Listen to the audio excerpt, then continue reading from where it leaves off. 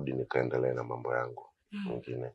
Ila tu ninachokuomba mamangu, amini kwamba tutakuwa tunawasiliana mara kwa mara, na pia mguu wangu hapo hautakauka.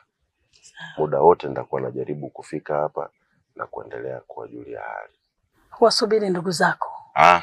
Watakuja tu. Mimi ngoja niwahi, sababu na mambo yangu mengi ya kufanya huko kazi. Ila tu ninachokuomba mamangu na kukusisitiza kikubwa ni hali ya mzee unavyoiona. Kuwa naye makini sana. Hicho tu, hali ya mzee unaiona, kuwa naye makini sana. Na kuomba mamangu kwa hiyo. Lakini Isa, unajua mimi nakuamini sana. Na nakupenda sana unajua. Najua. Wewe sio paswa kichwa kama hao ndugu zako. Unajua ndugu zako wasipokuwa na akili. Ndio. Kwa nakutegemea sana. Hakuna shida. Mimi tu labda nikwambie mamangu kama nilivyokuambia mara ya kwanza, kuwa usiwe na hofu. Tutawasiliana mara kwa mara na hapa